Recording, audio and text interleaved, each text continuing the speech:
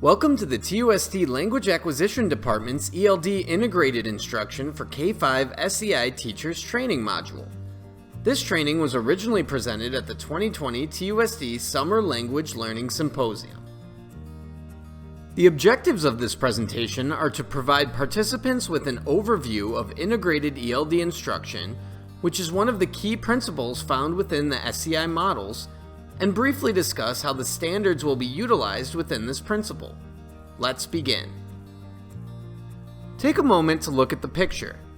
Equality means treating every student the same. Equity means making sure every student has the support needed to be successful in the classroom and beyond. This includes students in XED, English language learners or ELs, gifted and talented students, and other students with diverse educational needs. The implementation of AZ's new language development approach is a crucial step in ensuring that all of Arizona's English learners have equitable access to educational opportunities. The mindset that was created by the old model, where EL student success was mostly the charge of the SEI self-contained teacher or SEI pull-out teacher, must change. It is important to note that in this new approach, all educators share the responsibility of meeting the language needs of our English learners, and that the overreaching goal is for Arizona's English language learners to develop a sense of agency, confidence, and determination. In order to enable educators to share in this responsibility and to meet this overreaching goal, each of the new models includes two important instructional principles: integrated instruction in disciplinary language and content, and targeted and explicit language instruction. This table shows more information regarding these two principles. Integrated ELD instruction is provided to ELs throughout the day in core content areas. This instruction is delivered to ELs alongside their native English-speaking peers through shared strategies and supports. Targeted ELD or explicit instruction is protected time, specifically for ELs. This specialized instruction utilizes the English language proficiency, otherwise known as ELP standards, to provide focused language instruction. This slide focuses on the instructional differences between integrated ELD and targeted ELD as they apply to TUSD. The first column lists the instructional differences: time, focus, and standards. Time refers to when the instruction takes place within the instructional day. As you can see, integrated ELD occurs during content area instruction, whereas targeted ELD takes place with ELs only for the required 120 minutes in high-incidence EL schools. For schools with low-incidence ELs, this specific protected time is a 60-minute requirement and, in some cases, is provided by a pull-out ELD teacher. The lessons focus also differ in each of the two principles. During integrated ELD, the focus of instruction is the content, with teachers providing language clarification and language acquisition support using sheltered strategies, such as the teaching strategies connected to the Sheltered Instruction Observation Protocol, or SIOP. In contrast, targeted ELD instruction focuses on ELs developing the language skills needed to learn content taught in English and to be able to express their content knowledge in English. In TUSD, this instruction is facilitated through the use of REACH, the district-adopted ELD curriculum. The final instructional difference lies with the standards driving the instruction. During integrated ELD, the AZ content standards drive the instruction, but these must be used in tandem with the AZ English Language Proficiency, also known as ELP standards, to ensure students strengthen their abilities to use English as they simultaneously learn content through English. Targeted ELD instruction is solely driven by the AZ ELP standards in order to develop the critical language skills needed for content English instruction. Now that background has been established on the two principles that address the instructional portion of Arizona's language development approach, the rest of the presentation will be dedicated to taking a closer look at Principle 2, Integrated ELD Instruction. Because integrated ELD instruction is a new concept for most teachers of ELs in Arizona, the following video that was created by the Talented Professional Development Department at San Bernardino Unified School District will help build background and provide a point of reference as more detailed information about integrated ELD instruction is presented in the slides to follow. The video will show integrated ELD instruction taking place in a second grade class that is in the middle of a science unit on states of matter. The student groupings include English learners and fluent English proficient students of mixed abilities. Observe as they work collaboratively to reconstruct an informational science text about solids.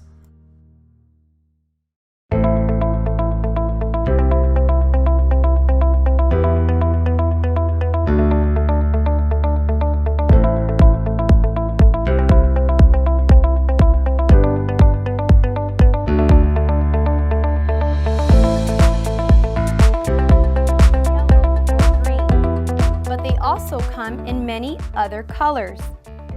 Most bowling balls are black, but they come in many colors too.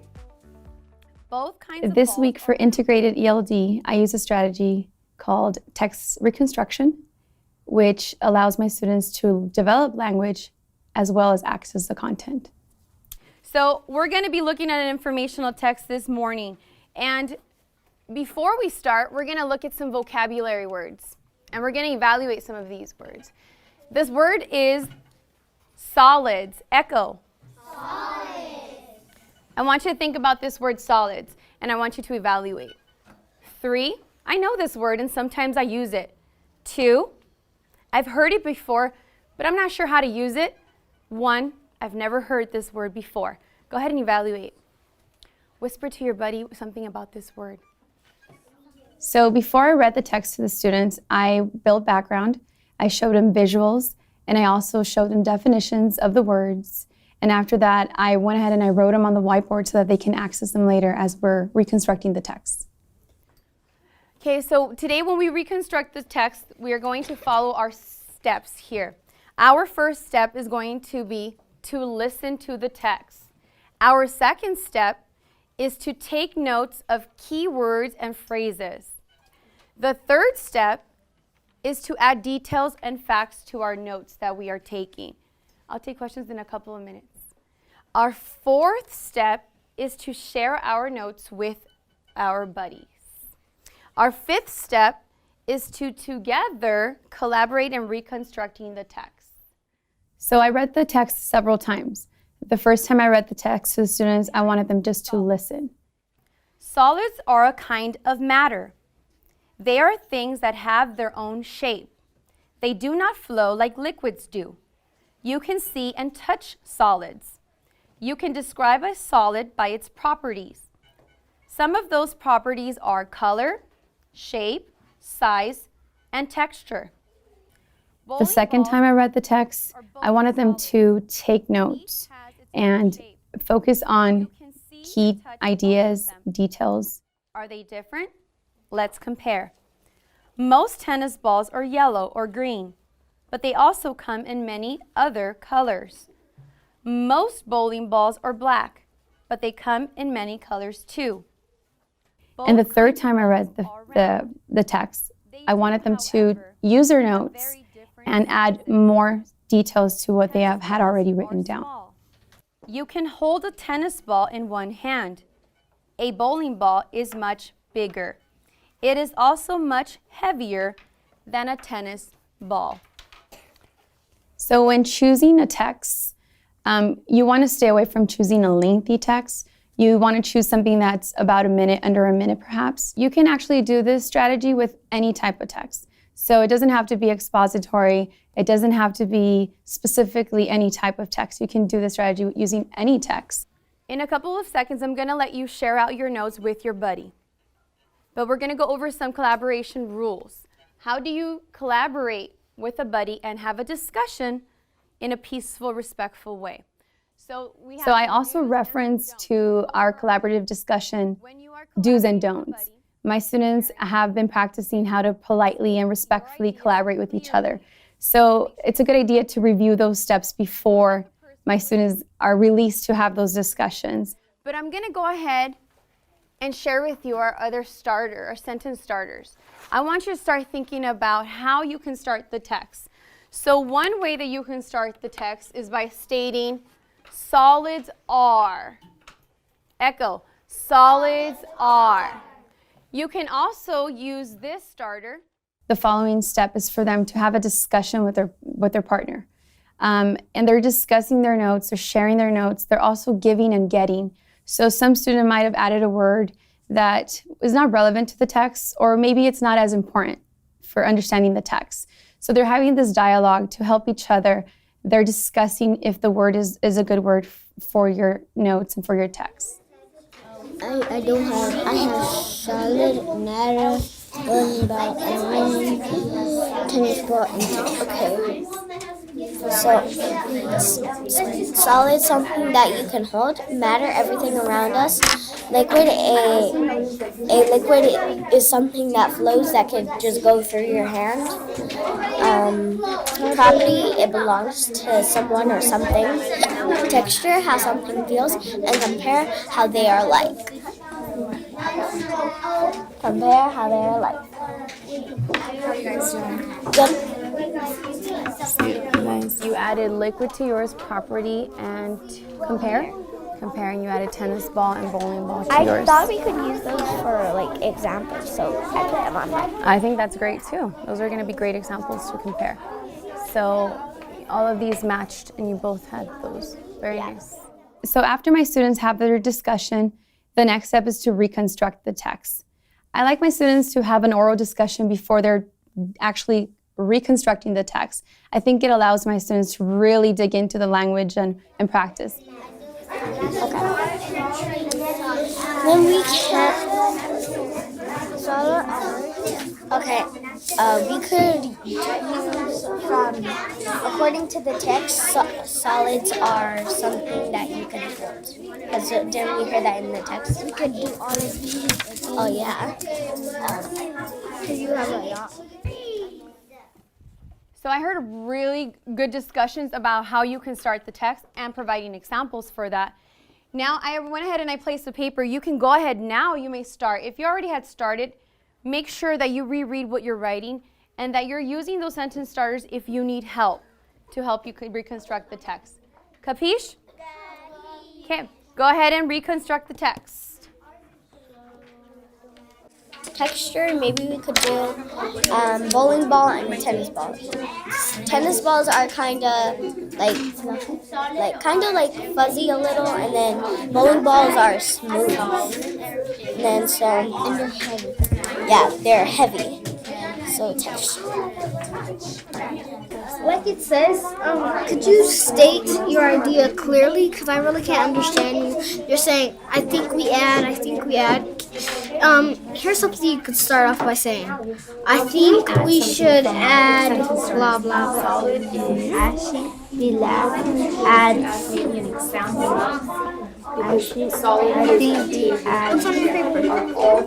I think we should add a solid is something that you can see and touch. Okay. Do you agree with that? Yes. I do. When my students are doing the reconstruction and working in pairs, only one of my students is doing the writing. And the reason for that is that I really want them to collaborate in reconstructing the text. So only one of them is doing the writing so that they stay focused in reconstructing that text together.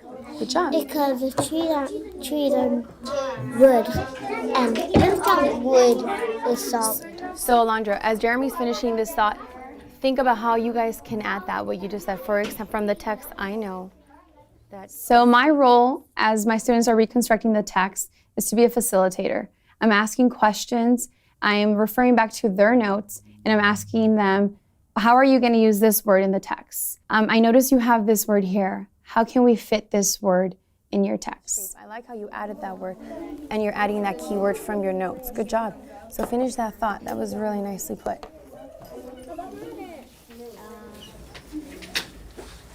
A solid is matter and does not flow like a liquid. For example, a solid is something that you can see and touch.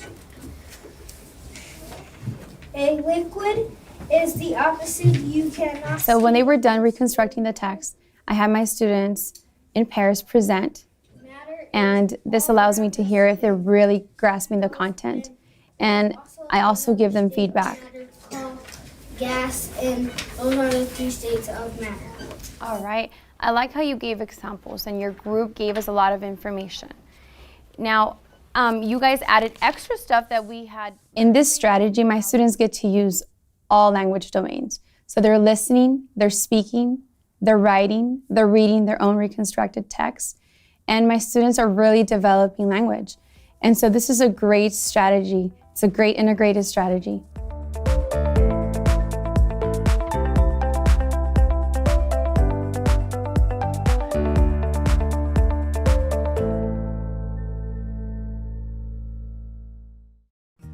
As mentioned earlier, integrated instruction addresses how literacy is used in each content area. Not only does the teacher have to teach the academic language of the content, in addition, the teacher needs to be mindful of the language demands in the lesson when planning sheltered instruction for EL students. Think about when you first took your SEI classes and you were introduced to sheltered instruction. Remember that sheltered instruction is an approach to teaching English language learners that integrates language and content instruction. The dual goals of sheltered instruction are to provide access to mainstream grade-level content and to promote the development of English language proficiency. This slide shows the key components of integrated ELD instruction. As demonstrated in the video, during integrated ELD instruction, English learners are grouped strategically with their mainstream peers. Integrated ELD instruction takes place within core content areas and is driven by K-12 content standards. ELP standards are used in conjunction with these standards to provide differentiation. English learners' development of disciplinary literacy and content knowledge is increased through the use of scaffolded language supports. Immerse students in a language-rich environment, interactive and discussion-based learning tasks. Support English learners through abundant academic reading, writing, and discussion. This ensures the content is comprehensible and accessible to EL students. Please take a moment to read this slide in full, which lists ELA and science standards that correlate with the lesson in the video you have viewed. You may pause this video if you need more time to read. Take a moment to read the ELP standards that correlate to the video you viewed previously. When preparing a lesson, teachers must consider the abilities and learning needs of their students. Considerations on how to best support English learners with the language demands of a lesson is the goal of integrated ELD instruction. The ELPS contain performance indicators for English language development across proficiency levels. When planning integrated ELD instruction, performance indicators from the ELPS are selected that align to the disciplinary literacy and content goals. These ELPS, along with teacher observation and a variety of formative and summative assessments, aid the teacher in developing scaffolds that will support English learners in meeting the language demands within the lesson. Taking into consideration the information presented on the last 4 slides, reflect on the video you saw earlier and answer the question on this slide before moving on.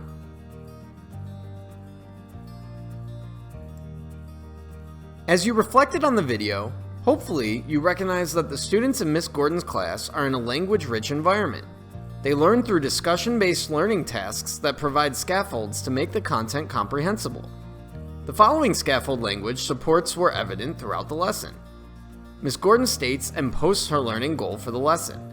She highlights the verbs in red to indicate the behaviors that she will be looking for to ensure the goal is being met. She introduces content vocabulary that she expects students to use during discussions and to include in their text reconstruction. She asks that the students demonstrate their familiarity with the words and to share with a partner any experience they've had with the word. Along with each word, Ms. Gordon provides a student-friendly definition for each term and a visual reference. She has students repeat each word and its definition. Finally, she ensures to write the words on the board so that the students have access to them during the lesson. As she continues into the core of the lesson, she refers students to an anchor chart that lists the steps for a text reconstruction and slowly reads each step. Notice the pictures support she includes before the description of each step. She also shelters the instruction by reading the text aloud 3 times, each time for a different purpose. This allows students to focus on the comprehension and to think about the information at a higher level, without having to constantly try to pick out the meaning of certain words. The students have a self-made T-chart to take notes.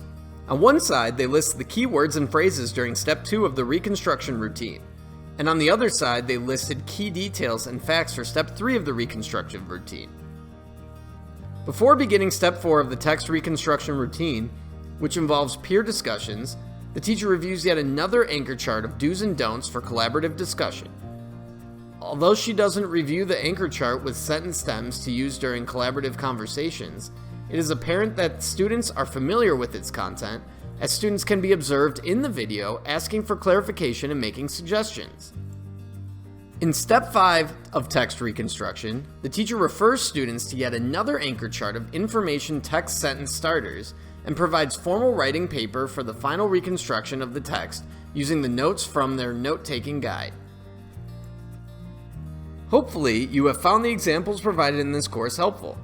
In conclusion, integrated ELD instruction takes place within core content areas in mixed ability classrooms that include both mainstream and EL students. It is instruction that is driven by AZ K-12 content standards and utilizes the AZ ELP standards to provide differentiation that supports language through shared strategies and support. Take a look at the math curriculum maps. The map lists essential questions and key content. This information can be used to help when planning integrated ELD instruction. Now take a look at the math key vocabulary. Which words would you choose to pre-teach using visuals and support to a student who does not speak English? What scaffolds would you use to teach the word linking? Consider anchor charts and visuals and total physical response. Consider math vocabulary that has a Spanish cognate, for example, symbol and símbolo, difference and diferente. Math curriculum also has a great resource guide document entitled Scaffolding Instruction for English Language Learners. Read the questions that align to the 8 SIOP components. Use these questions when planning for EL students. Please take a look at the student's work in the diagram. Obviously, the student did not understand the statement, find X. Be sure to not only teach content vocabulary, but academic vocabulary as well. There are many alternative ways to assess ELs at various English proficiency levels. Take a look at the variety of alternative ways you can review and assess ELs. This website, Colorín Colorado, is a great resource for teachers of ELs. There are many resources not only for teachers, but for parents and students. You can access it by visiting colorincolorado.org. Congratulations! You have completed the video portion of this training module. Now, head to topic number 2 and pass the quiz with an 80% or higher to receive credit for taking this course.